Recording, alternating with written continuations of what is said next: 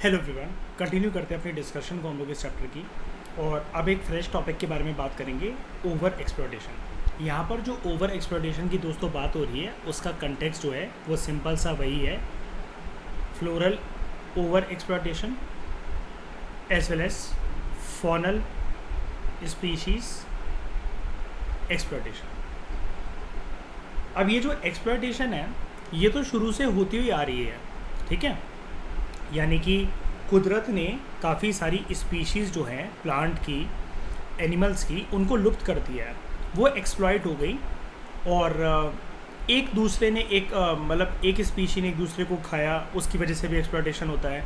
Food chain का बदलना, food web का बदलना, प्रेडेटर्स का ज़्यादा हो जाना, वो होता है एक्सप्लॉयटेशन। जब भी हम लोग बात करते हैं कंटेम्प्रेरी टाइम में ओवर एक्सप्लॉयटेशन की, तो दोस्तों आपको याद रखना है कि इसके पीछे जो कॉज रिस्पॉन्सिबल होता है, जो फैक्टर रिस्पॉन्सिबल होता है, वो होता है मैन मेड। और जैसा कि आपको पता है मैन मेड अब काफ़ी बच्चों वाला टर्म लगता है, हमें थोड़ा सा एडवांस टर्म इसके लिए यूज़ करना होता है। अब हम लोग इसको क्या बोलते हैं, एंथ्रोपोजेनिक फैक्टर, जो रिस्पॉन्सिबल होते हैं ओवर एक्सप्लॉयटेशन के लिए।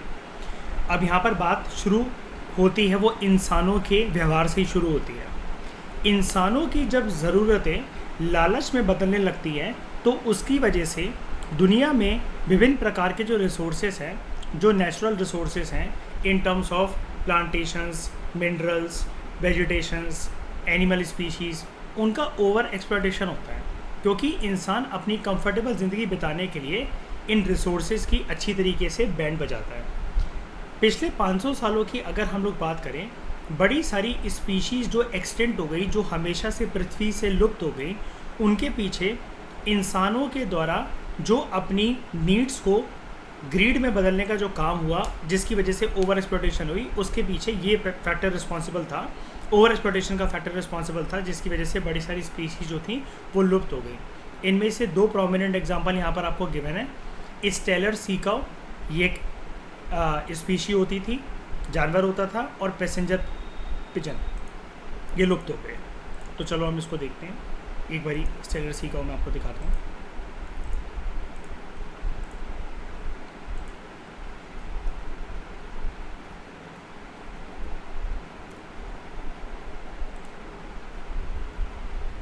दिस वॉज स्टेलर सी काऊ।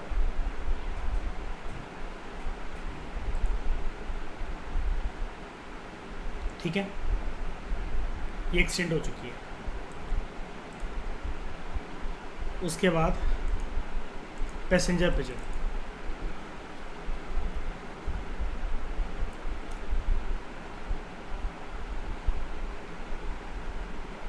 ये पैसेंजर पिजन। इसका नाम पता है कैसे पड़ा? आपको भी पता होगा, बहुत पुराने समय में राजा महाराजा जो थे, बात सिर्फ इंडिया की नहीं है, यूरोपियन कंट्रीज़ के अंदर जो रोमन एम्पायर था, आपको एक चीज़ पता होगी, आपने कहीं पिक्चरों में देखा होगा, कहीं पढ़ा होगा, कबूतर जो थे अलग अलग प्रकार के, उनको चिट्ठी भेजने का एक ज़रिया के तौर पे इस्तेमाल करा जाता था। Are you familiar with this?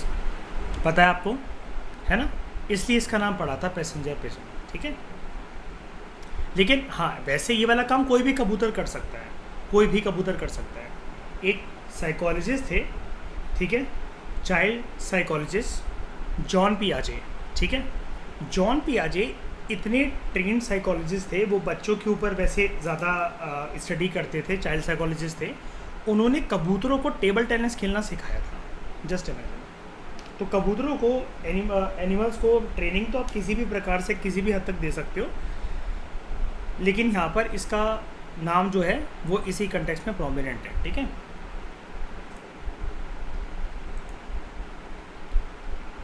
तो ये जो लुप्त हो गए, ये एक्सटेंट हो गए because of over exploitation bye humans. उसके बाद प्रेजेंट टाइम में बड़े सारी जो मरीन फिश पॉपुलेशन है पूरी दुनिया में, इनको समुद्रों से निकालना खाने के लिए, व्यापार करने के लिए, वो समझ में आता है। लेकिन इंसान अपनी वही वाली बात है ना कि नीड्स को जब ग्रीड में बदल देता है, तो अब इनकी ओवर हार्वेस्टिंग होने लगी है। जैसे जो समुद्र के अंदर जो फिश सी ट्रॉलर्स होते हैं, उनकी वजह से एक जाल पूरा का पूरा फेंक कर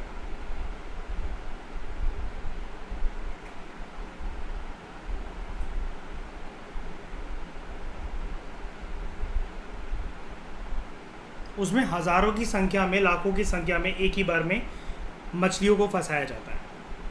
अब इतनी जल्दी जल्दी मछलियाँ पैदा होकर इतनी जल्दी जल्दी बड़ी हो जाती है क्या जिस प्रकार से इंसान उनको ओवर हार्वेस्ट कर रहा है? बिल्कुल नहीं। ठीक है। और कुछ जो कमर्शियली इम्पोर्टेंट जो स्पीशीज़ हैं, ठीक है, उनकी जो एग्जिस्टेंस है अब वो खतरे के अंदर है इंसानों की वजह से। जैसे इंसान जो है वो वेल्स के पीछे पड़ा हुआ है स्पेशल प्रकार के ऑयल के लिए। फिश को वो इस्तेमाल करता है as a source of food, पेड़ से लकड़ियाँ और बड़े सारे प्लांट से मेडिसिन्स। अब ये सारी चीज़ें जो है इंसान इनको लुप्त करता चल रहा है। वेल्स हों, फिश हों, पेड़ हों, पौधे हों, ठीक है। और अगर ये लुप्त हुए, ठीक है, तो ये रीजुवेनेट होना नेक्स्ट टू इम्पॉसिबल है। ठीक है। उसके बाद एक्सेसिव रेट पर जो इंसानों के द्वारा पेड़ों को कट करा जाता है, अपने गाय भैंस भेड़ बकरियों को लेकर चरवाने लेकर जाया जाता है, ओवर ग्रेजिंग, जिसकी वजह से बड़े सारे जो ग्रासलैंड्स हैं वो अब काइंड ऑफ डेजर्टिफिकेशन का शिकार बन चुके हैं। फायरवुड के लिए लकड़ियों को काटना, टिम्बर को काटना, वाइल्ड एनिमल्स को हंट करना उनकी स्किन के लिए, ठीक है। For example tigers from the reserve forest of India, हाथियों को कष्ट देना, मारना उनको हाथी दांत के लिए, आइवरी के लिए। इसकी वजह से बड़ी सारी जो स्पेशल प्रकार की जो प्रजातियाँ हैं एनिमल्स की, वो धीरे धीरे करके लुप्त होती चली जा रही हैं। उनमें मतलब ऑब्वियसली बात है, नंबर उनका डिक्लाइन हो रहा है और अगर ये ऐसा होता चला गया तो वो एक्सटेंड भी हो जाएंगी। उसके बाद पोचिंग। पोचिंग का क्या मतलब होता है? एनिमल्स को मारना उनकी स्किन के लिए या फिर उनके किसी ऑर्गन के लिए, राइट। तो large mammals like tiger, rhinos, elephants, ठीक है, ये शिकार होते हुए आए हैं इंसानों के द्वारा।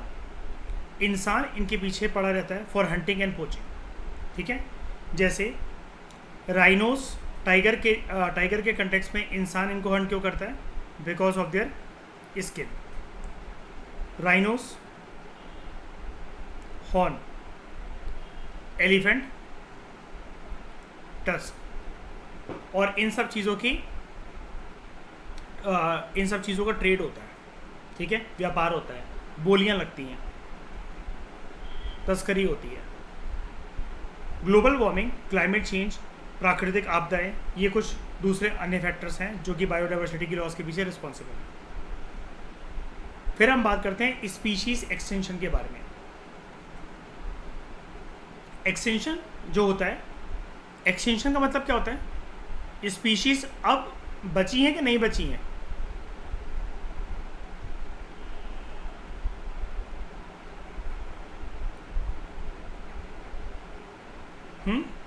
बची हैं कि नहीं? पक्का सब लोग एग्री करते हो? एक्सटेंशन का मतलब यही होता है कि स्पीशीज नहीं बची हैं।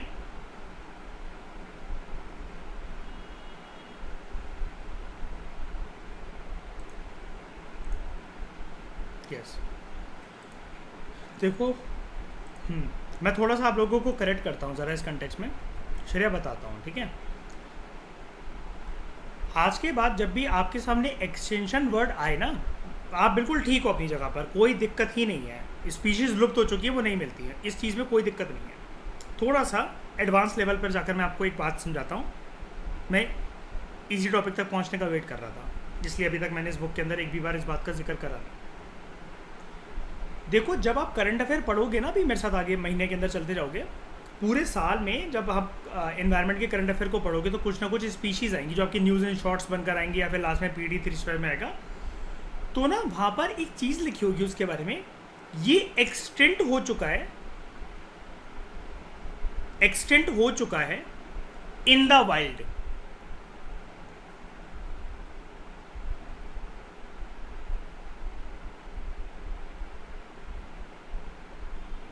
ऐसे करके लिखा होगा। आज इस चीज़ को लिख लो,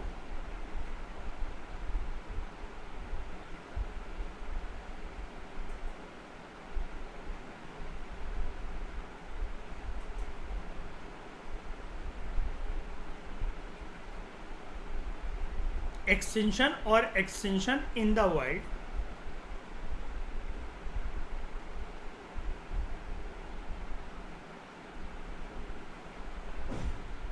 दोनों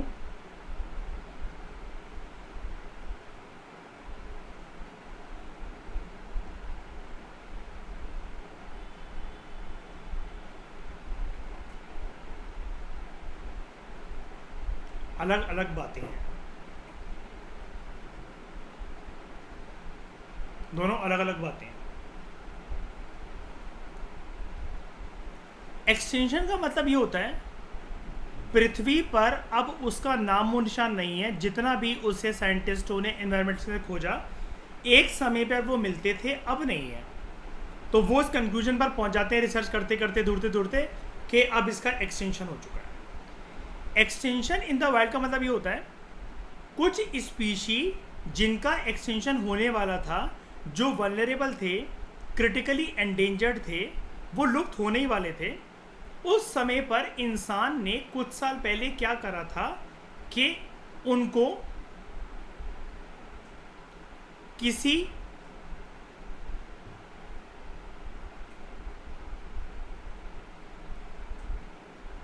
आर्टिफिशियल एनवायरनमेंट के अंदर रख दिया था।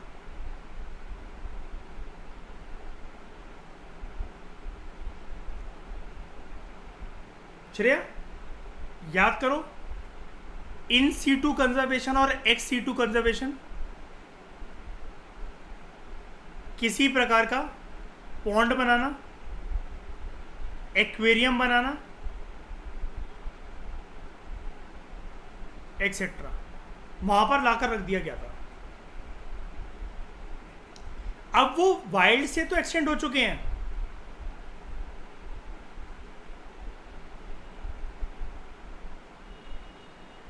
वो वाइल्ड से तो एक्सटेंड हो चुके हैं, लेकिन जिस आर्टिफिशियल एनवायरनमेंट के अंदर उनको कुछ साल पहले रख दिया गया था, वो अभी तक वहां मिलते हैं।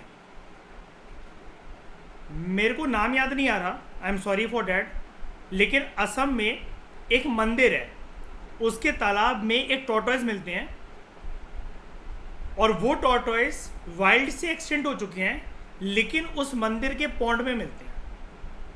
अभी सिर्फ वहीं रह गए हैं पूरी दुनिया में वो।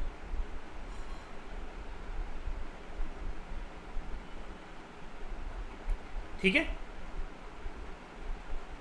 छोटे छोटे बड़े क्यूट से होते हैं, वो सिर्फ अब असम के उस मंदिर के उसी तालाब में रह गए हैं, जहाँ लोग जैसे मंदिर पूजा पाठ करने के बाद डुबकी लगाने जाते हैं ना, स्नान करने, अब उसमें वो टॉर्टोइस सिर्फ वही है। वो वाइल्ड से तो एक्सटेंड हो चुके हैं, उस आर्टिफिशियल एनवायरनमेंट के अंदर, उस पॉन्ड के अंदर है। शान और शोभा बढ़ाने के लिए ऐसे ही रख दिया गया था उनको, उनकी आबादी ज़्यादा हो गई अच्छी खासी उस तालाब के अंदर। बाद में पता लगा ये वाइल्ड तो एक्सटेंड हो गए हैं, फिर वहां पर अब उनका कंजर्वेशन स्टेटस बढ़ गया।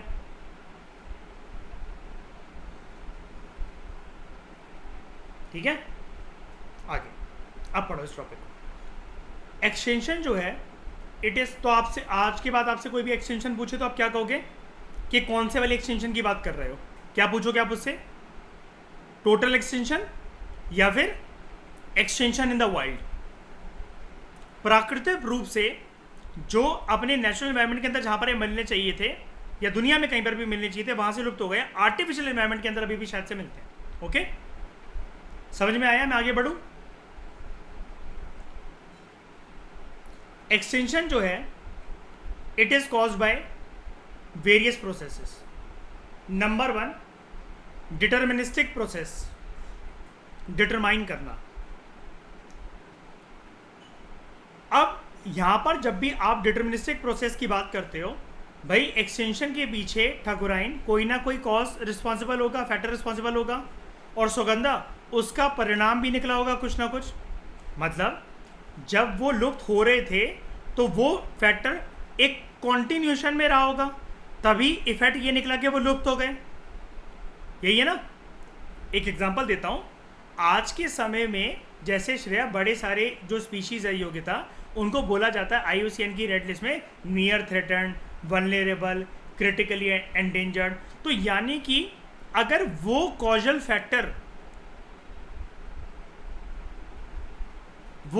फैक्टर जिसकी वजह से ये रीज़न जो है रिस्पॉन्सिबल है उनकी पॉपुलेशन की डिक्लाइनिंग के पीछे, अगर ये कंटिन्यू रहा तो इफेक्ट परिणाम स्वरूप क्या निकलेगा कि वो स्पीशी लुप्त हो जाएगी। एक्सटेंशन होने वाला होता है तो हमें पता है ना कि क्या होने वाला है एक्सटेंशन में, बताओ।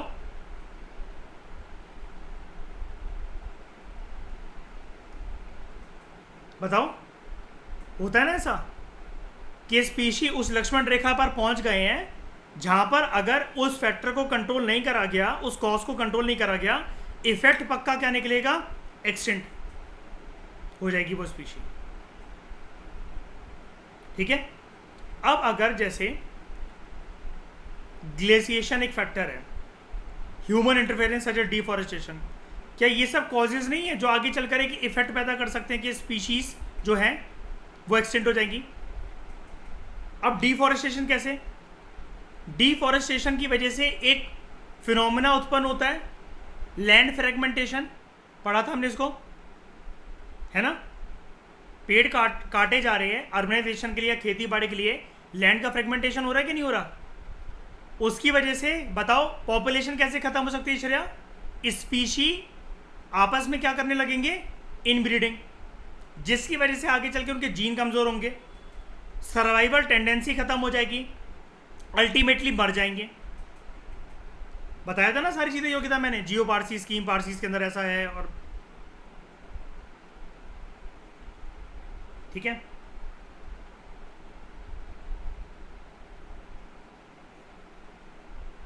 स्टोकेस्टिक प्रोसेसेस, इसका मतलब ऐसा होता है हमें पहले से नहीं पता था, अगर कोई स्पीशी लुप्त हो गई किसी को नहीं पता था, दूर दूर तक ऐसा किसी को अनुमान नहीं था, वो तो सिर्फ एक चांस की बात हुई, कोई एक रैंडम इवेंट हुआ जिसकी वजह से ये स्पीशी लुप्त हो गई।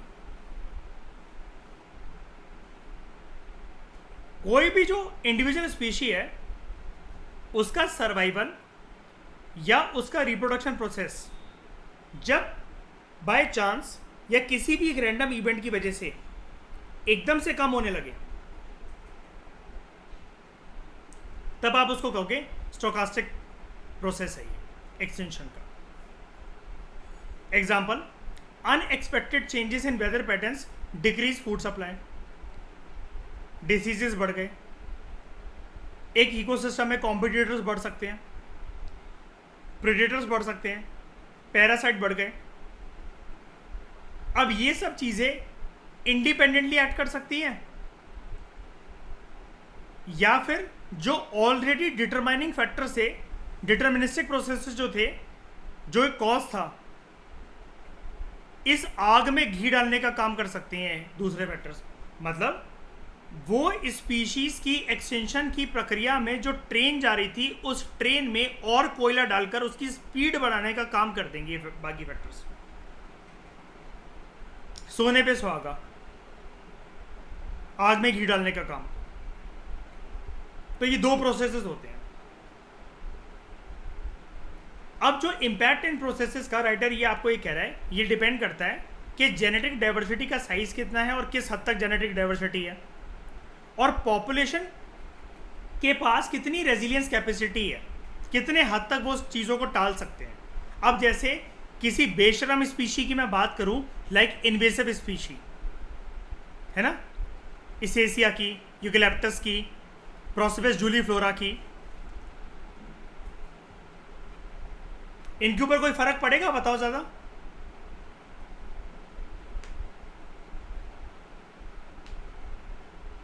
इनका सर्वाइवल इफेक्ट होता है क्या?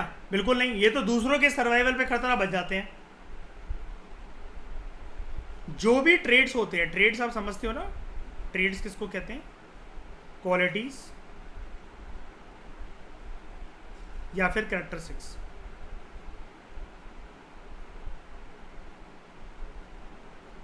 डेट एडवर्सली अफेक्ट और increase the species vulnerability to extension due to habitat fragmentation. अभी मैंने आपको ऊपर बताया, ये जो डिफॉरेस्टेशन की वजह से हैबिटेट फ्रेगमेंटेशन होने लग गई है।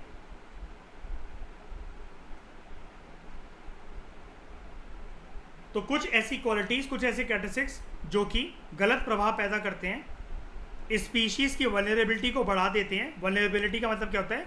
एक प्रकार से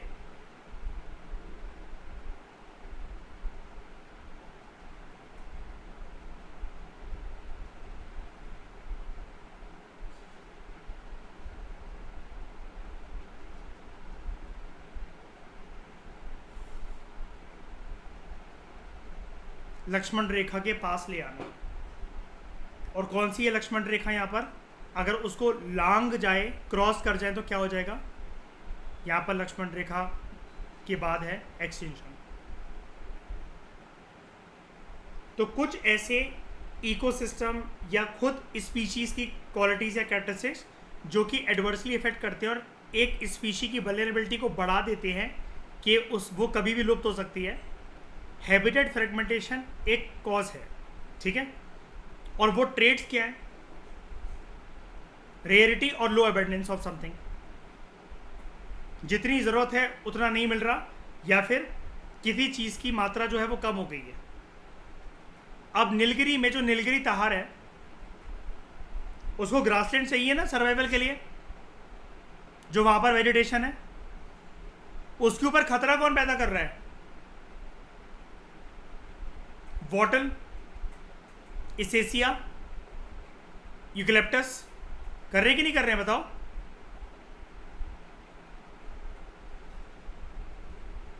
उसके बाद पुअर डिस्पर्सल एबिलिटी। अगर वो चीज़, वो स्पीशी या कोई भी ऐसा फैक्टर तंग कर रहा है स्पीशीज के सर्वाइवल को, उसको टाला नहीं जा सकता और वो बढ़ते ही चला जा रहा है। ये दूसरी कैरेक्टरिस्टिक्स। तीसरा, हाई ट्रॉपिक स्टेटस। जैसे जैसे एनिमल कोई भी हायर ट्रॉफिक लेवल पर होते हैं, और ये आपको पता होगा, ठकुरान याद है वो इन्वर्टेड फूड चेन और पिरामिडिकल फूड चेन का चैप्टर जो हमने करा था? ट्रॉपिक स्टेटस तो आप जानते हो ना, जैसे मतलब आप जानते हो, जैसे ये हम कहते नहीं है कि घास खाई जाती है ग्रास हॉपर के द्वारा, ग्रास हॉपर को खाएगा मेढक, मेढक को खाएगा सांप, सांप को पकड़ेगा ईगल, ऐसे करके ये होता है ट्रॉफिक लेवल, ठीक है। तो the position of a species in a food chain.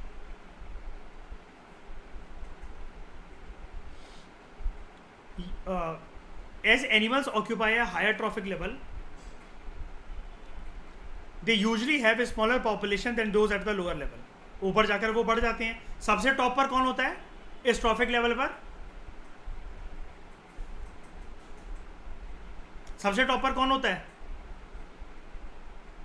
Apex predator. और सबसे नीचे कौन होता है?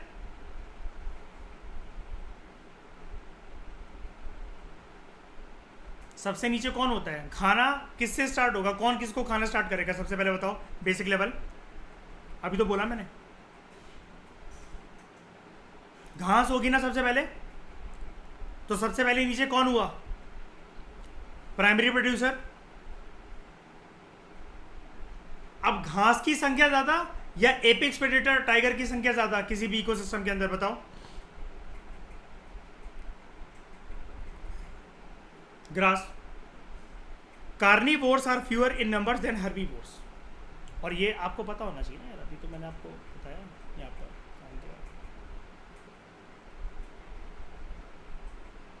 Foundational species, dominant primary producer in an ecosystem, both in terms of abundance, both in terms of influence. लिखा तो था इनको कितने बार मैंने। यही तो किसी भी इकोसिस्टम को क्रिएट करते हैं और मेंटेन करके रखते हैं। समुद्र के नीचे की, पानी के नीचे की बात कर लो तो कैल्प फॉरेस्ट, कुछ कोरल रीफ्स, या नॉर्मल किसी भी जगह पर ग्रासलैंड्स के अंदर ग्रासेस। डोंट वरी, वो जो फूड चेन वाला जो चैप्टर है अगर आप लोग अच्छे से देखोगे और क्लैरिटी आ जाएगी। लेकिन एक बात याद रखना, इसको मत भूलना, उसमें ये ऐड कर लेना चाहेंगे, ये फाउंडेशनल स्पीच वाली चीज़, ठीक है। ये हैंडी रखना अपने साथ हमेशा। प्राइमरी प्रोड्यूसर्स यहीं से स्टार्ट होते हैं, फूड चेन को स्टार्ट करने के पीछे ये रिस्पॉन्सिबल होते हैं। और लो adult survival rates.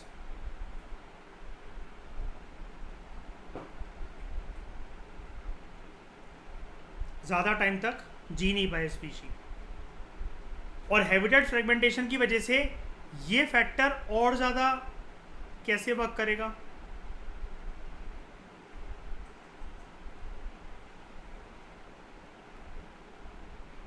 Because of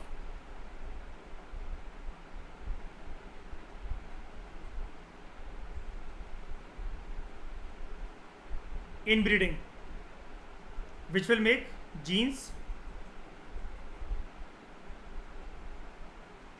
week, और आगे चलकर हो सकता है बच्चे पैदा करने की क्षमता ही खत्म हो जाए और जनरेशन आगे ही ना बढ़ पाए। याद है योगिता, पढ़ा था हमने कल इसको क्लास में, ठीक है। फिर को एक्सटेंशन,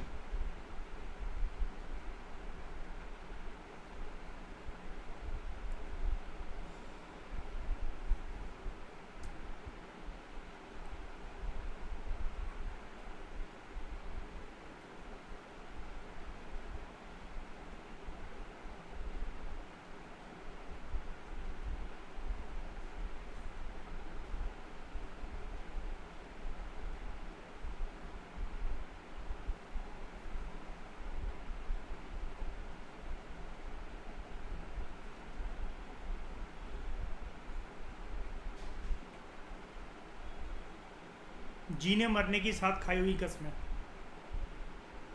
हम तो डूबे इस शर्म, साथ में तुम्हें भी ले डूबे। हम आबाद हुए तो तुम भी आबाद होगे, हम बर्बाद हुए तो तुम भी बर्बाद होगे। When a species become extinct, plant या फिर एनिमल स्पीशीज जो कि उसके ऊपर डिपेंडेंट होते, उनका अस्तित्व इनके साथ जुड़ा हुआ था, तो वो ना चाहते हुए भी in an obligatory way they also become extinct. क्या ये लाइन जस्टिफाई कर रही है कुणाल इस चीज़ को, जीने मरने की साथ खाई हुई कसमें? करना तो नहीं चाहते थे, लेकिन ऑब्लिगेटरी वे में हमें भी एक्सटेंट होना पड़ेगा, क्योंकि तुम नहीं रहोगे तो हम जीकर क्या करेंगे, बात ये है।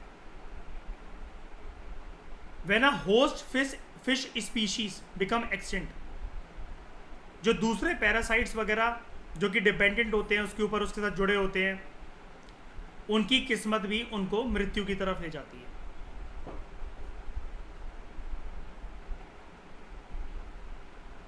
अब जैसे जिन में म्यूचुअलिज्म का रिलेशनशिप होता है, और आपको पता है हर प्रकार के रिलेशनशिप हमने इनिशियल 3 चैप्टर के अंदर कर रखे हैं, याद होगा ठाकुराइन।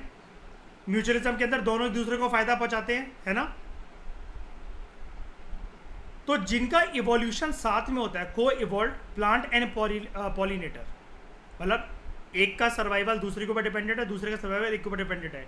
एक नहीं है तो दूसरा अधूरा, दूसरा नहीं है तो पहला अधूरा। जहां पर अगर एक एक्सटेंट हुआ तो दूसरा भी एक्सटेंट हो जाएगा। पॉलिनेटर का एग्जांपल देना है, प्लांट जैसे मैं ले लेता हूं आपके लिए, चलो सनफ्लावर। पॉलिनेटर कौन? Honey bee. क्या करने आया वो भाई इस पे, सनफ्लावर पे?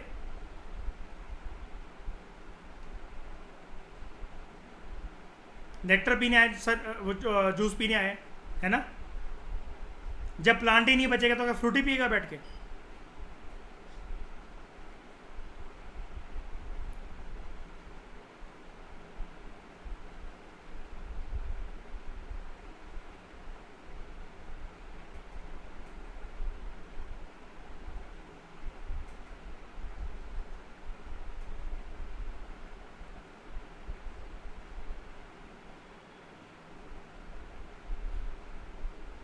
हमने एक कीस्टोन स्पीशी को पढ़ा था, मतलब एक प्रकार से रिलेट करने का एक तरीका बता रहा हूँ। इनके ऐड होने से, इनके लॉस होने से दूसरे स्पीशीज जो होते थे इकोसिस्टम के, उनके ऊपर प्रभाव पड़ता था कि नहीं पड़ता था? अगर कीस्टोन स्पीशी अगर लॉस हो जाए, it will result in the degradation of whole ecosystem. क्या इसी के साथ मैं बोल सकता हूँ ये इवेंट को?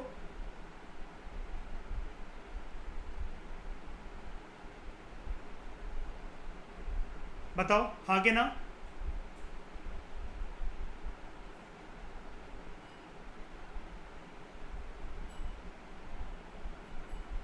लिंक है, बिल्कुल है। और प्राइमरी प्रोड्यूसर्स के केस में फाउंडेशनल स्पीच।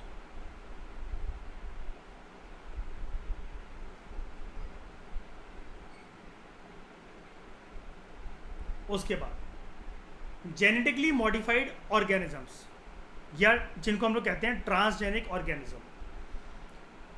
मैंने जैसा कि आपको बताया क्रिस्पर कैस9 3 पेरेंट बेबी का कंसेप्ट, या फिर जेनेटिकली मॉडिफाइड क्रॉप्स भी होते हैं। जैसे हमारे देश में क्या क्या है जेनेटिकली मॉडिफाइड क्रॉप्स के उसकी दिशा में, ये सब बातें हम रवि पी अग्रहरि की बुक में पढ़ने वाले हैं, लेकिन फिर भी थोड़ा थोड़ा मैं आपको बताते चलूँगा। बायोटेक्नोलॉजी के पार्ट में आता है ये सब कुछ। हाँ, तो मुझे बताओ हमारे देश में क्या क्या चलता है, जेनेटिकली मॉडिफाइड क्रॉप्स कौन कौन से हैं हमारे पास?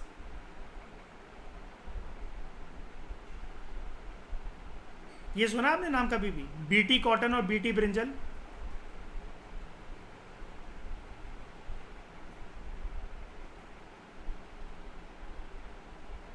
जेनेटिकली मॉडिफाइड क्रॉप्स के साथ करा क्या जाता है, या ऑर्गेनिज्म के साथ क्या करा जाता है? इनके जीन्स को उठाकर आर्टिफिशियल कंडीशन के अंदर क्रॉस ब्रीडिंग करवाई जाती है, और एक नई चीज़, नया ऑर्गेनिज्म, नई स्पीशी उत्पन्न करी जाती है, जो कि फर्दर स्पीशीज और पॉपुलेशन को आगे बढ़ देती चलती है। अगर ऐसा हो जाए तो ये जेनेटिक वेरिएशन नहीं हो गई? बताना जरा, चेंज नहीं हो गई जीन्स? होगा ऐसा योग्यता कि नहीं होगा?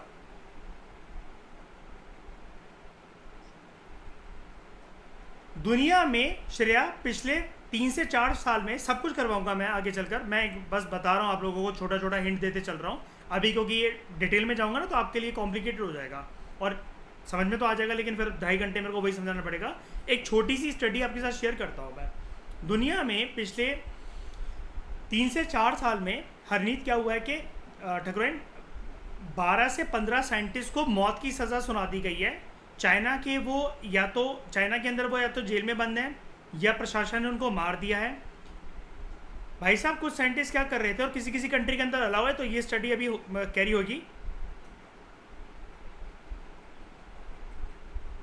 नहीं, इसको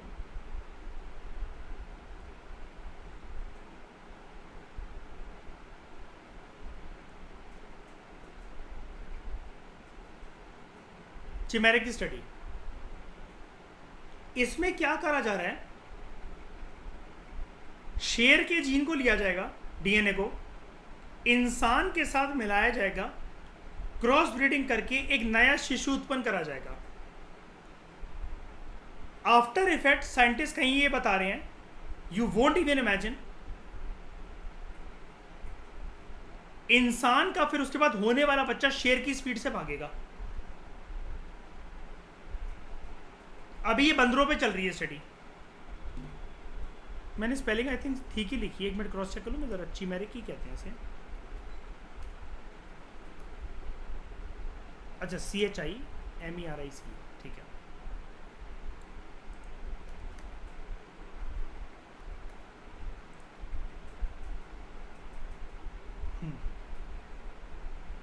मैनिपुलेट करने की बात हुई ना।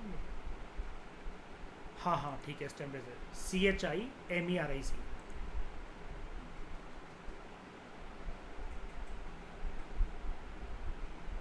ठीक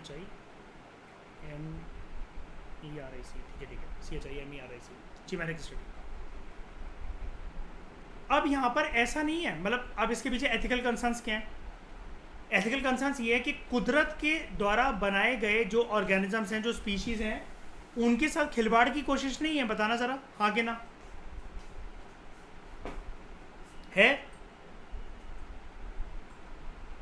ऐसे ही जो बेबी क्लोनिंग का जो कंसेप्ट है, बेबी क्लोनिंग जानते हो?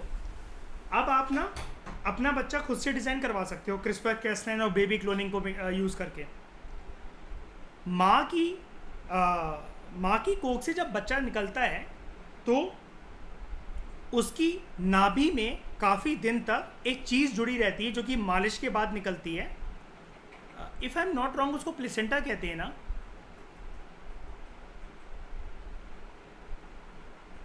है ना? प्लेसेंटा कहते हैं ना उसको, जो उसकी नाभि से जुड़ी रहती है स्टमक से। कहते हैं कि प्लेसेंटा के अंदर एक बोन मैरो होता है जो कि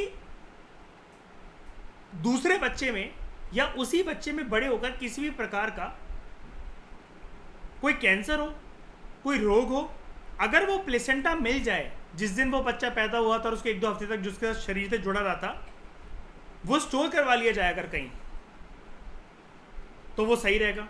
और प्लेसेंटा के बड़े सारे ये स्टोरेज सेंटर्स हैं। 50,000 रुपये सालाना आपसे लेते हैं लगभग, ऐसा नोएडा के अंदर और गुड़गांव के अंदर प्लेसेंटा सेंटर्स है, स्टोरेज सेंटर्स। उसको कहते हैं प्लेसेंटा बैंक। प्लेसेंटा बैंक पैदा हुआ आपका बच्चा, आपने उस बैंक के अंदर अपना प्लेसेंटा डिपॉजिट करा दिया, खुदा ना खास्ता फ्यूचर में कोई भी दिक्कत आती है, सेकंड बच्चा जो होता है उसमें कोई डिफेक्ट होता है, बोन मैरो ट्रांसफ़र हो जाता है सिबलिंग्स के बीच में, और जो ये प्लेसेंटा है इसमें कुछ ऐसी, मतलब मैं आम भाषा के अंदर अगर आपको बोलूँ, आपको कंफ्यूज ना करूँ, कुछ ऐसी शक्ति है, कुछ ऐसी ताकत है कि जो उस डिफेक्ट को दूर कर देगी, ठीक कर देगी।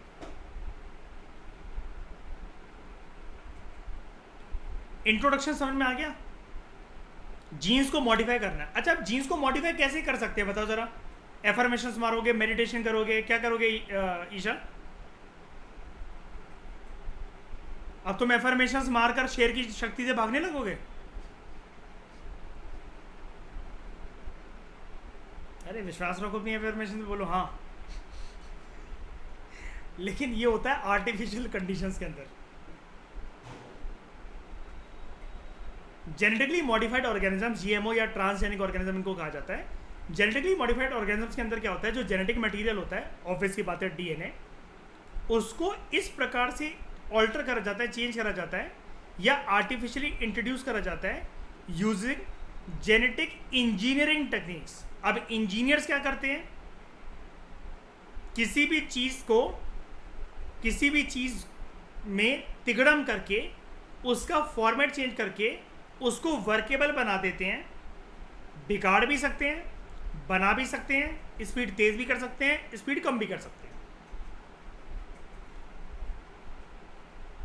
और इसकी अलग अलग चीज़ें होती हैं, लाइक म्यूटेशन, इंसर्शन और डिलीशन ऑफ जीन्स। जैसा कि मैंने आपको बताया, ये सब पॉसिबल है। बेबी क्लोनिंग, क्रिस्पर कैस9 की टेक्निक, जिसको डीएनए सीजरिंग भी कहा जाता है, जीन सीजरिंग कहा जाता है। ये जो डिलीशन ऑफ जीन की बात कर रहे हैं ना, आप अपना बच्चा जैसे मर्जी डिज़ाइन करवा लो। आपको ब्लू कलर के उसके बाल चाहिए, 6 फुट 8 इंच की हाइट चाहिए, गोरा चाहिए, पैदा होते ही 8 पैक एब्स हों उसके, 4 हाथ हों उसके, 16 पैर हों उसके, आपकी मर्जी। आप अपने इंसानी जो बच्चा होगा, इंसानी शरीर में उसको ऑक्टोपस बनाना चाहते हो, क्या करना चाहते हो, अब आप सब कुछ डिज़ाइन कर सकते हो। लेफ्ट आई जो है वो ब्लू कलर की हो, राइट आई जो है वो ग्रीन कलर की हो, जैसा मर्जी बनवा लो अपना बच्चा। चाइना में जब एक साइंटिस्ट ने इसको कैरी आउट करा था, उसको जान से मार दिया गया था सबसे पहले, उसी ने मतलब ये सब चीज़ें इंट्रोड्यूस करी थी।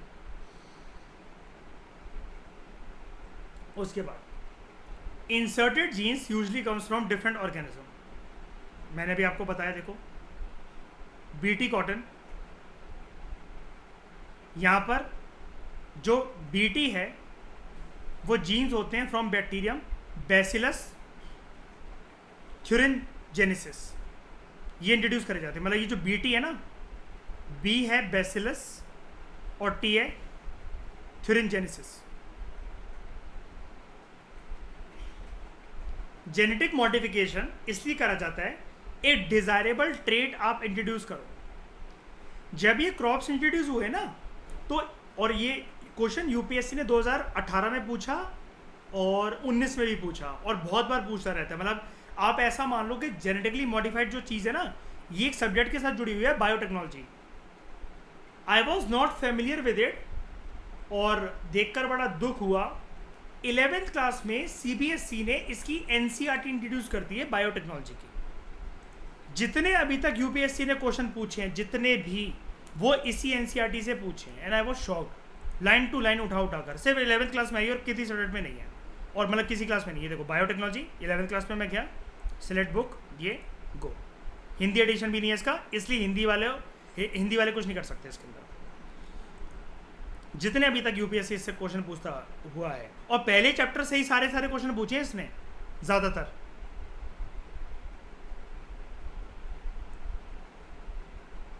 आ गया बायोटेक्नोलॉजी, टाइप्स ऑफ बायोटेक्नोलॉजी। उसके बाद देखो अभी आप, ये रहा, कि जूम क्यों नहीं हो रहा, एक सेकंड रुको। Genetically modified organism with foreign gene, bacillus thuringiensis, ठीक है, बीटी कॉटन। जितनी चीज़ें इसकी, जीन थेरेपी हो गया, तो यूपीएससी अभी तक पूछ चुका है ये सब कुछ।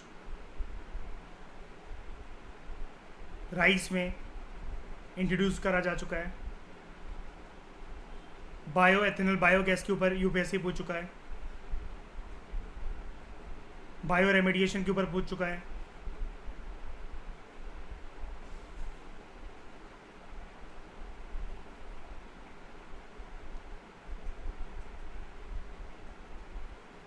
ये है मतलब एनसीईआरटी कुल मिलाकर ज़्यादा चैप्टर भी नहीं है, सिर्फ 12 चैप्टर है इसके अंदर पूरे के पूरे, और फर्स्ट चैप्टर से अभी तक वैसे ज़्यादातर पूछ रहा है, लेकिन ये आपका पर्पस अच्छा खासा सॉल्व करेगा ये वाली एनसीईआरटी।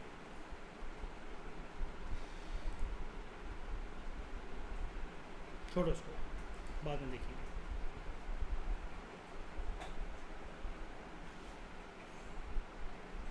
ठीक है, तो most common trade engineered in genetically modified organism crop is that वो ना टॉक्सिन्स जनरेट करते हैं विद इन प्लांट सेल्स। जैसा कि मैं आपको बता रहा था, एक एथिकल डिबेट बेसिकली ये कहती है, यार आपने ब्रिंजल के अंदर है, कोई भी चीज़ पकड़ लो, ब्रिंजल के अंदर आपने ये इसके जीन्स जो हैं वो चेंज कर दिए, ठीक है भाई, मान लिया कर दिए। अगर इसको खाने के बाद, हमारे शरीर में जाने के बाद हमारे जीन्स ऑल्टर हो गए तो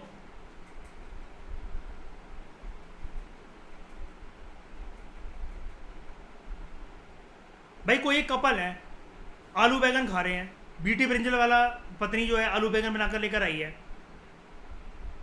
रात को करा रोमांस, उसी रात को वो प्रेग्नेंट हो गई।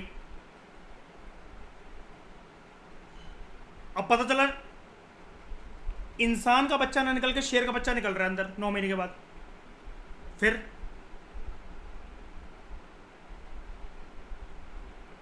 ओवर स्मार्ट हुआ, डम्ब हुआ, डिसऑर्डर के साथ पैदा हुआ, तो ये मैं मजाक में नहीं बोल रहा हूँ, जेन्युइनली एथिकल कंसर्न्स हैं ये, कि जब इसके जीन चेंज कर दिए हैं, कहते हैं ना, एक आपने कहावत सुनी होगी, अच्छा खाने को पुश करने के लिए लोग बोलते हैं, जैसा खावे अन्न वैसा होवे मन। सुना होगा ये पक्का आपने। जिस प्रकार का आप अन्न खाते हो वैसे ही आपका मन रहता है, वैसी आपकी बुद्धि रहती है। नॉन वेजिटेरियन फूड जो है वो क्यों साइंटिफिकली बोला जाता नहीं खाना चाहिए, डेड है क्योंकि वो, तो आपके अंदर वो गुस्सा पैदा करेगा, चिड़चिड़ा पैदा करेगा, सोचने समझने की शक्ति खत्म कर देगा आपकी, आप डम्ब हो जाओगे कुछ सालों के बाद जाकर।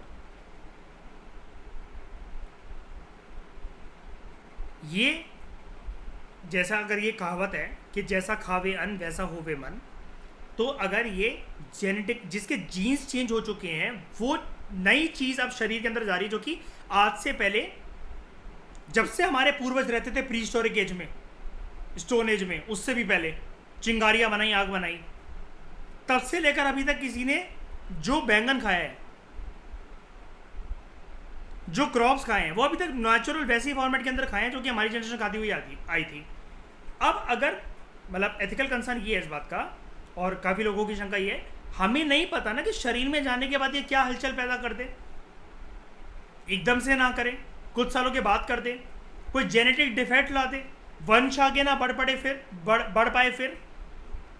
अब इसके केसेस ना सुप्रीम कोर्ट तक में गए थे, और ये इतने इंटरेस्टिंग टॉपिक है ना, मैं बताऊँ, साइंस तो है ही नहीं इसके अंदर, साइंस है ही नहीं, बस नाम है। हाँ, अब ये इतने तो करने ही पड़ेंगे, बैसिलस थुरिनजेनेसिस, ऐसे आते हैं 15-20 नाम होते हैं अलग अलग टेक्निक, जैसे क्रिस्पर कैस9, उसको भी कैची की तरह समझा जा सकता है, लेकिन लोग पढ़ के ही नहीं जाते कि टफ है। ये कहानी है पूरी की पूरी। सुप्रीम कोर्ट में केस चल रहा है, तो सुप्रीम कोर्ट में कोई केस कहानी के बिना तो चलता ही नहीं, पहली बात है। जजेस भी सुन के हैरान, हाँ भाई कल को मैं खा लूँ, मेरे घर से कोई सुप्रीम कोर्ट का जज ना बन पाए, क्षमता ही खत्म हो गई बच्चे पैदा करने की।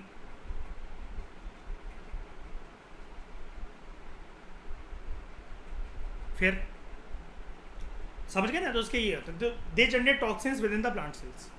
ये जो टॉक्सिन्स हैं they can be far more potent dangerous than expected, और ये इन्वायरमेंट के अंदर काफ़ी लंबे समय तक रह सकते हैं। क्यों भाई, डीएनए को नष्ट करना इतना आसान थोड़ी ना होता है। यहाँ पर आप नए ट्रेड को इंट्रोड्यूस कर रहे हो, कैसे इंट्रोड्यूस कर रहे हो, जेनेटिक मटेरियल को चेंज कर नया डीएनए बना रहे हो उसका मतलब आप, या फिर डीएनए के अंदर डाइवर्सिटी लेकर आ रहे हो। इतना आसान थोड़ी ना है उसको एनवायरमेंट से लुप्त करना। तो जेनेटिकली मॉडिफाइड ऑर्गेनिज्म की जो स्पीशीज हैं वो ऐसा माना जाता है, ऐसा कुछ भी अभी हुआ नहीं है। ये एथिकल कंसर्न्स है, मैं आपको बार बार एक ही चीज बोल रहा हूँ, ethical concerns, ethical concerns, ethical concerns. अभी बार बार इसके ऊपर बैन लगा हुआ है। हमारे देश में पूरी की पूरी एक बॉडी है इसको कंट्रोल करने के लिए, ये इंट्रोड्यूस करने के लिए, ये देखने के लिए कि कोई ऐसे इंट्रोड्यूस ना करते। अभी तक कुत्तों के अंदर क्रॉस ब्रीडिंग करवा के नई नई नस्लें पैदा कर रहे हैं। ये चीज़ें प्लांट में नहीं होनी चाहिए, खाने पीने के सामानों में नहीं होनी चाहिए। और अभी क्या क्या अलाउ है वो अभी हम देख लेंगे। जैसे बीटी कॉटन है तो ये बोला जाता है कि हाँ भाई कॉटन वॉटन कौन सा कोई खाता है, इसके तो कपड़े वपड़े ही बनने हैं, अगर अच्छी कॉटन हो, लॉन्ग लास्टिंग कपड़े उससे बन सके तो ठीक है। अब वो देखा जाता है कि उसका यूज़ क्या है। अब ब्रिंजल को कोई घर पे सजा के थोड़ी ना रखोगे आप अलमीरा में कि मेहमान आए डाइनिंग टेबल पे ये कच्चा बैगन सजा के रख देंगे, वो तो खाने की चीज़ है। अब दिक्कत यही है ना कि अंदर जाकर वो क्या जीन्स को आपको वो करते, उथल पुथल मचाते पूरा। तो जेनेटिकली मॉडिफाइड ऑर्गेनिज्म वाली जो स्पीशीज हैं they can become dominant and can overrun the existing species, खत्म कर सकती हैं इसको, देयर बाय रिड्यूसिंग बायोडाइवर्सिटी। ये एक डर है, सिर्फ और सिर्फ एक डर है। मैं ये नहीं कह रहा कि झूठा है, ये डर है। अभी कोई प्रूव नहीं कर सकता इसको, मैं भी प्रूव नहीं कर सकता, कोई साइंटिस्ट प्रूव नहीं कर पाया, ठीक है। वो तो खाने के बाद ही पता लगेगा क्या होता है, और एक जनरेशन तक खाओ उसके बाद। अभी जैसे इस प्रकार की चीज़ें यूपीएससी पूछता रहता है, बहुत इजी है। 2020 में उसने पूछा था कि ह्यूमन स्पर्म को अगर सुअर की कोख में इंट्रोड्यूस कर दें तो क्या वो प्रेग्नेंट होगा सुअर? बिल्कुल होगा, बच्चा पैदा हो सकता है। वो भी बताऊंगा मैं आपको टेक्निक। 2020 का क्वेश्चन है ये यूपीएससी का। तो अनइंटेंडेड ट्रांसफर ऑफ ट्रांसजीन्स, मतलब सोचा भी नहीं, मतलब कोई जानबूझ के ऐसा नहीं कर रहा, लेकिन अब ये ट्रांसफ़र हो गए। अगर जीन्स की जीन्स की डाइवर्सिफिकेशन हो गई है, वो बदल गए हैं थ्रू क्रॉस पॉलिनेशन, ये अननोन इफेक्ट कॉज कर सकते हैं दूसरे ऑर्गेनिज्म पे। अब क्या पता वो सॉइल के माइक्रोब्स को ही खत्म कर मारे, फिर तो मिट्टी उपजाऊ कहाँ से रहेगी? मतलब अगर बीटी ब्रिंजल कहीं पर उग रहा है और वहाँ पर जो नए जो जीन्स हैं, जो अभी तक, ऐसा मान लो एक बैगन है, जिस मिट्टी में वो उग रहा था उसकी माइक्रोब्स के साथ शुरू से जान पहचान थी कि भाई देखो मेरे को इतना इतना न्यूट्रिशन चाहिए होता है, तुम कुछ भी करो, इतना पहुँचा दो कि मैं ग्रो हो जाऊँ इतने इतने महीने के अंदर। अब ये नए जीन्स जा रहे हैं, अब इनकी तालमेल सॉइल के अंदर रहने वाले माइक्रोब के साथ कैसे बनेगी, क्या नहीं बनेगी, ये नए जीन्स पता चला जाके पुराने बैगन जो था उसके जो जीन्स थे उनकी पड़ती थी इन माइक्रोब्स के साथ, ये नए वाले जाकर पता चला उन पर हावी हो जाए, मार डाले उन्हें। फिर अब बैगन को थोड़ी ना पता है कि मुझे इंसान के पेट में जाना, मैं इंसान के लिए उग रहा हूँ, माइक्रोब के साथ भिड़कर अगर वहाँ की फर्टिलिटी खत्म करवा रहे तो मतलब आप समझो। मैं इसलिए बार बार आपको कह रहा हूँ 100 प्रकार के डर हैं भाई, और सारा का सारा असमंजस का माहौल है, नहीं पता हमें कि क्या हो सकता है। ये सारी की सारी जितने आपकी स्क्रीन के सामने जितने पॉइंट्स आ रहे हैं ये एक्सपेक्टेशंस है, लेकिन एक रेडीमेड में इसका आंसर और फिल्म्स की स्टेटमेंट आपके सामने है सारी की सारी। आपको प्रीवियस पेपर दिखाऊंगा अभी मैं, जब हम करेंगे ये एनालिसिस डिकोड वाली, आपके लिए वो इतनी ईजी हो जाएंगे ना, इतनी ईजी बना दूंगा ना मैं आपको यार ये काश हम बैठे होते यार, हमारे तो यार कट ऑफ जा रही है, इतनी अच्छी बन रही है। पढ़ना पड़ता है किसी भी चीज़ को ईजी बनाने का, पढ़ो ही नहीं माता और कहते रहो पेपर टफ आ रहा है, और टाइम देना पड़ता है। पहली बात यार, ये सब चीज़ें जो ऐसे अभी सीखने वाली होती हैं, आपको क्या लगता है 1-2 दिन के अंदर कवर हो जाती है? महीनों महीनों बिताने पड़ते हैं इस पर समझने के लिए, क्योंकि ये एक ऐसी साइंस है ना कि अब क्या कोई स्टूडेंट बायोलॉजी से क्या वो समझ जाएगा भाई बायोटेक्नोलॉजी की अलग फील्ड होती है, नैनो टेक्नोलॉजी की अलग फील्ड होती है। ऑल्सो ज़्यादातर जो ये जो जेनेटिकली मॉडिफाइड जो ऑर्गेनिज्म वाले जो क्रॉप्स होते हैं दे आर इंजीनियर्ड, मतलब अब इंजीनियर का मतलब समझ जाना, ऊपर आओ, डीएनए ऑल्टर्ड या फिर आर्टिफिशियली प्रोड्यूस्ड। कैसे? Through genetic engineering techniques. तो यहाँ पर genetically modified crops are engineered for herbicide resistance.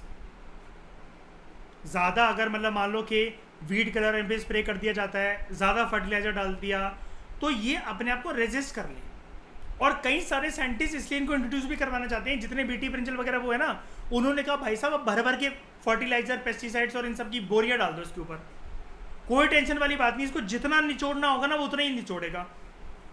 और हम कह रहे हैं कि इसकी वजह से जो ऑर्गेनिक लोग लगे रहते हैं ना, उसकी जरूरत भी नहीं पड़ेगी, क्योंकि लेगा ही नहीं हद से ज़्यादा। हमने इसके अंदर फीचर ही इंट्रोड्यूस कर रखा है, it will have a stop and no saying mechanism, बस इससे ज़्यादा नहीं, वो टॉलरेट ही नहीं करेगा। लेकिन दूसरी कम्युनिटी जो है वो ये कहती है, चाचा है ना वो तुम्हारे कि जो नो बोलना जानते हैं, वो कि इससे ज़्यादा नहीं लेगा वो, और ले लिया तो आंसरेबल कौन होगा? तुम्हारा माँ के तुम्हारी बाप, तुम्हारे माँ के तुम्हारे बाप। और इसके पीछे बहुत बड़ी बड़ी डिबेट्स, मतलब ऐसा है कि अगर दो साइंटिफिक कम्युनिटीज़ के अगर आपस में बैठकर ये डिबेट करवा दो ना, वो मर्डर कर दें एक दूसरे का।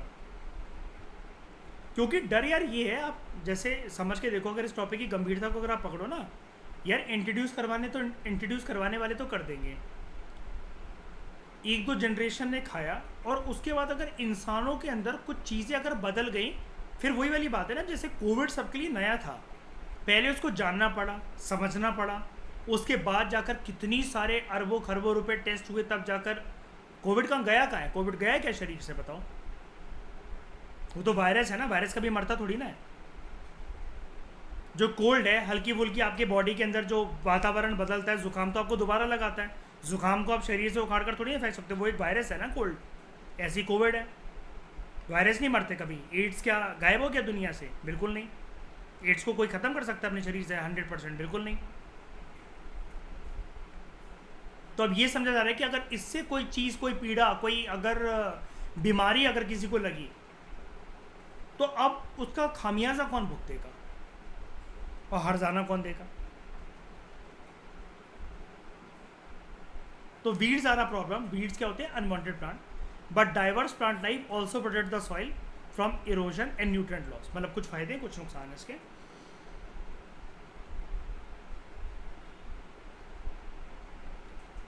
It supports the pollinators also, और दूसरे beneficial insects also that do so much of the agriculture labour. उनको हो सकता है अच्छा नेक्टर मिले, या फिर जो म्यूचुअलिज्म इनके बीच में रिलेशनशिप होता है ना, मैंने अभी आपको ऊपर बताया कहाँ गया है, प्लांट पॉलिनेटर का म्यूचुअलिज्म, इसको अच्छे से वो बनाए। लेकिन वही वाली बात है ना, साइंटिस्ट ये कहते हैं कुदरती रूप से ये सब चीज़ें अभी चल रही हैं और अभी तक चलती आ रही हैं। पहले इंसान अपनी हरकतें सुधारे, कि वो डिफॉरेस्टेशन करना बंद करे, वो ये सब करना बंद करे,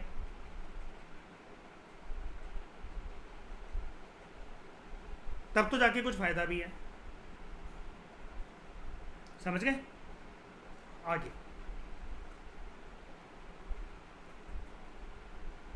अगर हम अनवांटेड प्लांट्स को इंट्रोड्यूस करते हैं, ये एक प्रैक्टिकल सॉल्यूशन तो है नहीं। हमने प्रीवियस लेक्चर के अंदर क्या पढ़ा था श्रेया, गौरव? वो मेन प्लांट के न्यूट्रिशन कहा जाते हैं, है ना?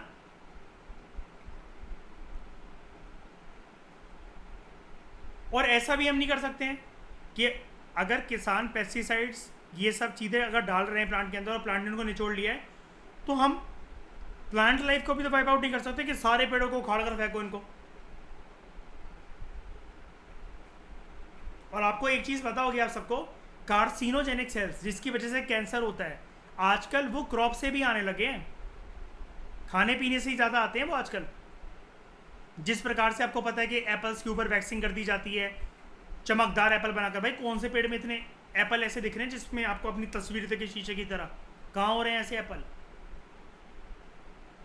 तरबूज इतना लाल कैसे हो रहा है?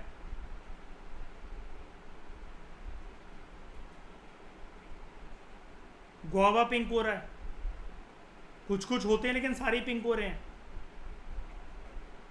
फ्रूट के अंदर ज़्यादा मिठास, ये सारे टॉक्सिक केमिकल्स ही तो हैं, इंसान के अंदर जाते हैं, किसी किसी के अंदर नहीं बना देते हैं कार्सिनोजेनिक सेल्स, जिसकी वजह से कैंसर होता है। बिल्कुल। अब ये सोचा जा रहा है कि भाई इसकी वजह से पता नहीं क्या होगा।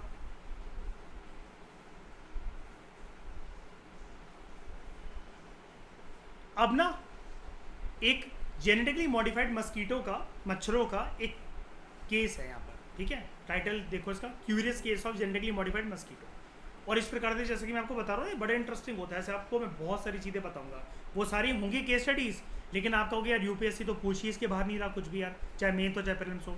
हमें तो नंबर से मतलब है ना, इससे ज़्यादा खुशी की बात क्या हो सकती है कि जो हम पढ़कर गए हैं वही पेपर के अंदर आ जाए। यही तो हमारा मकसद है। हमें ज्ञानी थोड़ी ना बनना है, भाड़ में जाए ज्ञान यार, पेपर निकालने से मतलब है हमें।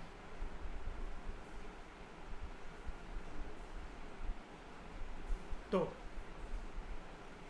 अब देखो, dengue fever, Zika fever, chikungunya या मच्छरों से उत्पन्न होने वाले अन्य प्रकार के जो डिसीजेज हैं, इसके लिए कोई इफेक्टिव वैक्सीन होती नहीं है।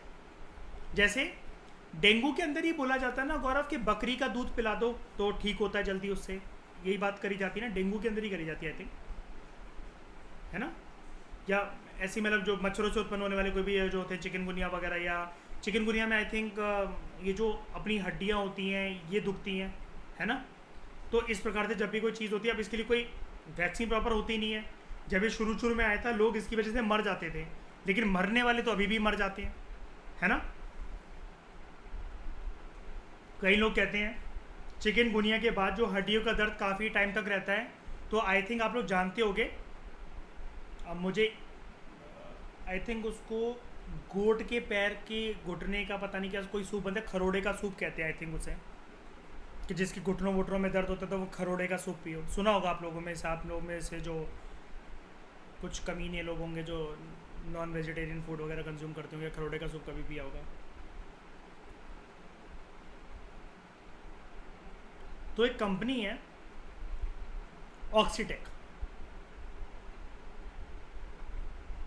इसने ना एक genetically modified male mosquito develop करे थे।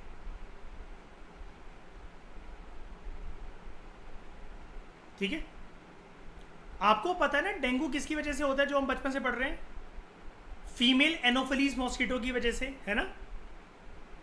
इसने एक जीएम स्ट्रेन निकाला एडीज इजिप्टाई मॉस्किटो का, जेनेटिकली मॉडिफाइड एक स्ट्रेन निकाला। जैसे स्ट्रेन जानते हो क्या होता है, जैसे आपने डीएनए देखा है, जैसे कभी कभार ऐसी एक लूप बनती है उसकी, मैं एक रेफरेंस के तौर पे बता रहा हूँ मैं, है ना। इसका इतना सा हिस्सा तोड़ लो, ये कुछ का स्ट्रेन है,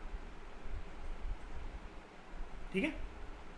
ऐसे ही होता है ना ये, अगर प्रॉपर तरीके से अगर मैं आपको दिखाऊँ, आपको पता होगा ना ये वाली बात, ये ऐसे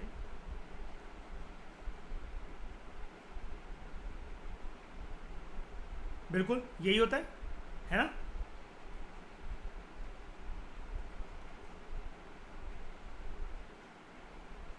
इतना सा कुछ येलो पार्ट इसका ले लो, ये strain.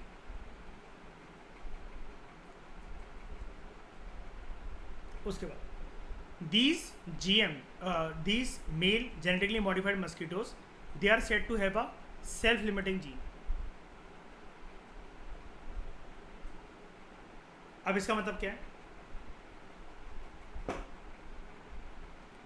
It means that when these so-called friendly mosquitoes mate, इनके जो ऑफस्प्रिंग होंगे उनके अंदर भी सेल्फ लिमिटिंग जीन आ जाएगा। जब ये बड़े होंगे तो ये सर्वाइव कर नहीं सकेंगे। कुल मिलाकर बात ये है, अगर इस प्रकार के मस्कीटो हाई नंबर के अंदर रिलीज करे जाएं, ये फीमेल मस्कीटोज के साथ मीटिंग करेंगे, वो होंगी प्रेग्नेंट। जब वो बच्चे मच्छर जो होंगे उनको पैदा करेंगी, वो बच्चे मच्छर बड़े ही नहीं हो पाएंगे और वो मर जाएंगे। ऐसे करके मस्कीटो की पॉपुलेशन को ख़त्म करा जा सकता है या फिर काफ़ी हद तक कंट्रोल करा जा सकता है।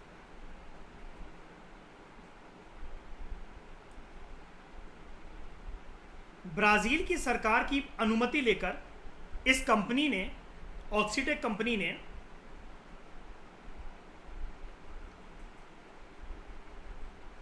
लगभग 500,000 जेनेटिकली मॉडिफाइड मस्कीटो जो थे हर हफ्ते छोड़े, रिलीज कर 2 साल तक, 2013 से 2015 तक।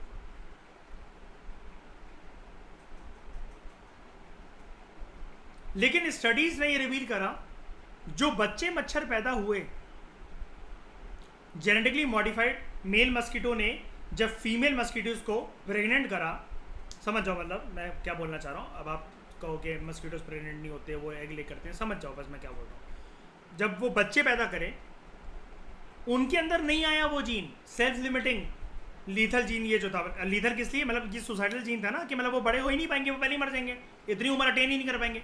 नहीं आया, काफ़ी लोग बचकर निकल गए छलनी में से। And they survive to adulthood.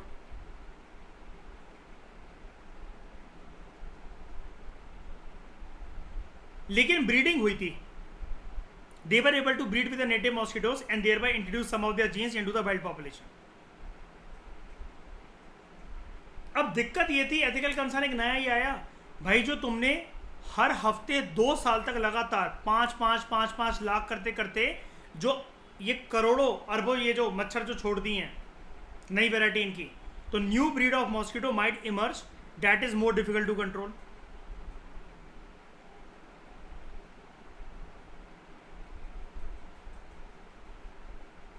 तो अलग अलग जेनेटिकली मॉडिफाइड जो क्रॉप्स होते हैं, लाइक जेनेटिकली मॉडिफाइड सोयाबीन या कॉर्न, मेज, उसी की तरह एक लेजिटिमेट कंसर्न हर एक देश में, हर एक अथॉरिटीज़ का, इंक्लूडिंग इंडिया में, सबका यही है कि ये जो नया जेनेटिक मटेरियल वाइल्ड पॉपुलेशन के अंदर जो प्रोपोगेट होगा, जो फैलेगा, इसके परिणाम क्या निकलेंगे। क्योंकि देखो एक अनुमान लगाया जा सकता है परिणाम निकलने का कि ये इससे होगा, ये ऐसा हो सकता है। जैसे जब कोविड आया तो घर घर में डॉक्टर नहीं लोग बन गए थे, गर्म पानी पी लो, काढ़ा पी लो, हल्दी घोल के पी जाओ, नमक के गरारे कर लो, लौंग चबा लो, जबकि सबको पता था ये सब नौटंकी वाली बातें।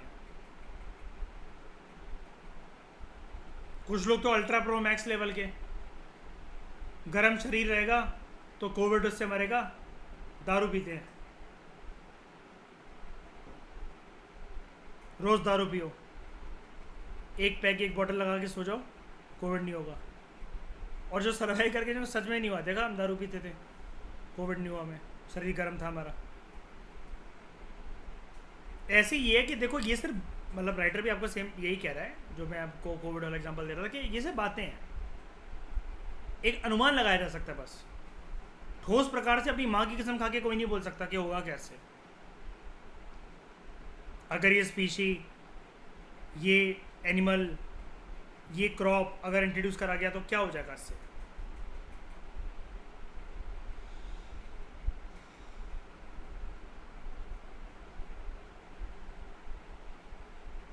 ये समझ में आया अच्छे से यहाँ तक आपको बताओ।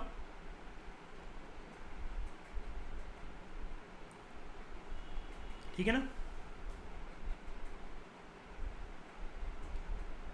इस डिस्कशन में फिलहाल इतना ही। Thank you very much for discussion.